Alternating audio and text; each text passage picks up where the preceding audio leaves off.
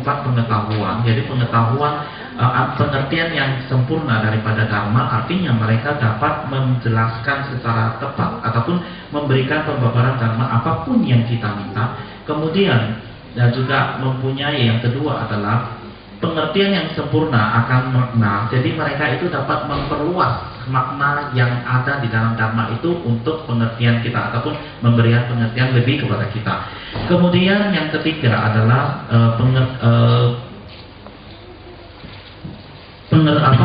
pengertian yang sempurna akan kata-kata tertentu. Jadi bodhisattva daripada tingkat ini dapat memberikan kita suatu istilah atau kata-kata yang tertentu yang menjelaskan makna daripada pengertian itu dengan sempurna, ya. Jadi dengan sempurna. Jadi dengan demikian, ya, dia dapat memberikan kita suatu kata yang benar-benar mewakili apa yang sebenarnya yang terjadi. Dan yang keempat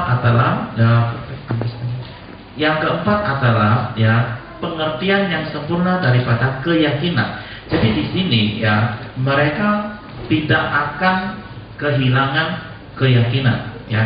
Jadi bila mana contohnya kalau misalnya kita sendiri tidak yakin akan dengan jalan yang kita lalui, maka bila mana seseorang bertanya kepada kita, maka kita mungkin akan ragu-ragu memberikan jawaban karena kita takut, ya, untuk dituduhin sesuatu apa. Tetapi mereka tidak demikian. Mereka mempunyai kekuatan yang memiliki satu keyakinan tentang jalan mereka, sehingga apapun pertanyaan yang kita ajukan kepada mereka, mereka dapat menjawabnya dengan penuh keyakinan. Yang 10 adalah kekuatan melampaui daripada presentasi.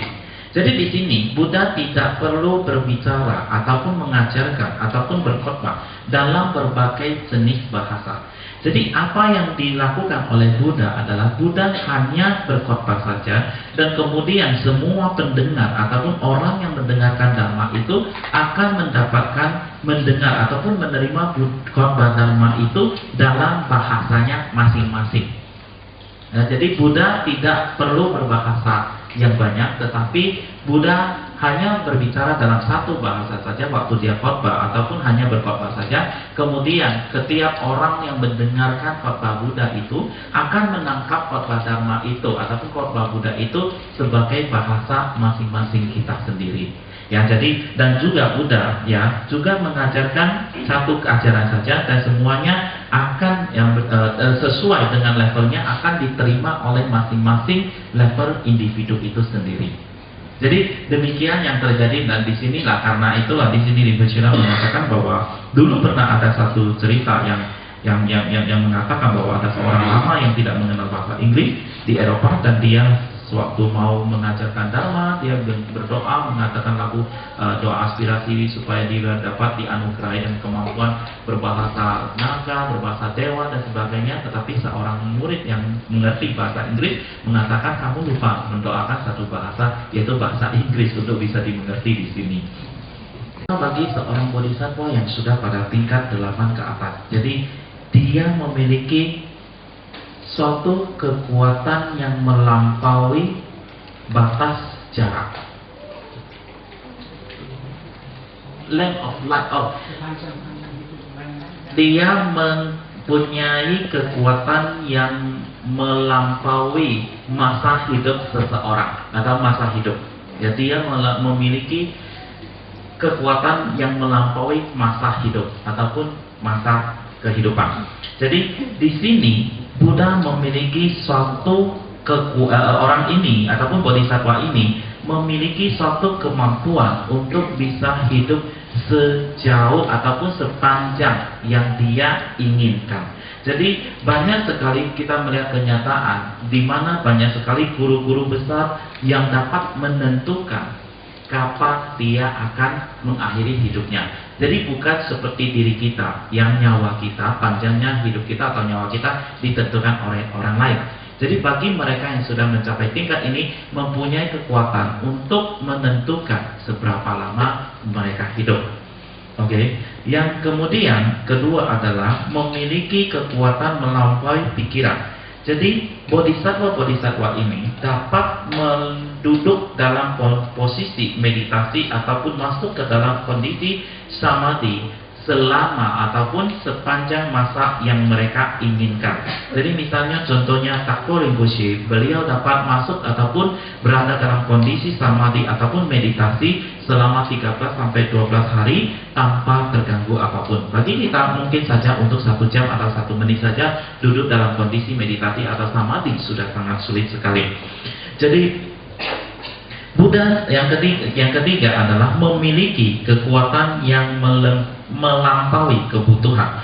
Jadi mereka ini, bodhisattva pada tingkat ini, mereka dapat mempersiapkan ataupun memberikan ataupun memenuhi semua kebutuhan daripada murid-murid mereka. Jadi contohnya seperti pakaian, makanan dan sebagainya. Dan di sini Rinpoche mengatakan tentunya bukan komputer, rumah ataupun mobil mewah sebagainya. Jadi apapun yang kita butuhkan untuk mendukung latihan kita, jadi bodhisattva dari tingkat ini dapat memberikannya kepada kita ataupun menganugerahinya kepada kita. Kemudian memiliki kekuatan yang melampaui karma. Jadi artinya mereka dapat merubah kelahiran seseorang itu di mana, kapan, dan dalam kondisi apa yang dilahirkan. Jadi contohnya mungkin saja seseorang yang akan sebenarnya terlahirkan di alam berwujud, tapi dengan kekuatan mereka dapat merubah terlahirkan untuk di alam, misalnya alam keinginan. Jadi ini tentunya disesuaikan dengan kebutuhan daripada murid itu sendiri. Jadi mereka itu dapat membantu seseorang untuk merubah kelahiran itu dalam wujud dalam membentuk kelahiran ke alam mana di dalam 6 alam. Saya ulangi lebih teratur. Jadi bodhisattva dari tingkat ini mempunyai kemampuan untuk merubah ke alam mana seseorang ataupun muridnya dilahirkan. Jadi contohnya misalnya muridnya itu seharusnya terlahirkan di alam neraka, maka dengan kekuatannya dia dapat merubahnya untuk terlahirkan ke alam manusia. Jadi dia mempunyai kekuatan untuk merubah kelahiran ini selama masih di dalam 6 alam kehidupan ini. Dan juga beliau mempunyai kekuatan untuk merubah jenis daripada kelahiran daripada murid ataupun seseorang itu. Yang kita ketahui 4 jenis kelahiran itu dari jentik-jentik, dari telur, dari kandungan ataupun dari spontan. Jadi bisa saja dia merubah dari bentuk yang jenis kelahiran dari telur misalnya berubah menjadi yang terlahirkan secara spontan. Jadi mereka bisa merubahnya tentunya sesuai dengan kebutuhan daripada murid-muridnya. Jadi di sini yang keenam adalah yang selanjutnya adalah mereka juga memiliki kekuatan yang melampaui kelahiran. Jadi di sini bodhisattva ini bisa dalam kondisi contohnya duduk dalam kondisi bermeditasi ataupun masuk dalam kondisi samadhi. Pada saat samadhi di dalam wujud di dalam alam berbentuk ataupun alam tidak berbentuk, dan tanpa terganggu samadhi ataupun samadhinya, mereka dapat terlahirkan di alam nafsu ataupun alam keinginan pada saat yang sama. Dan dengan demikian mereka tetap tidak terganggu meditasinya ataupun samadhinya di alam yang tidak berbentuk ataupun berbentuk itu. Kemudian mereka juga memiliki suatu kekuatan melampaui kreativitas Jadi mereka dapat merubah segala sesuatu.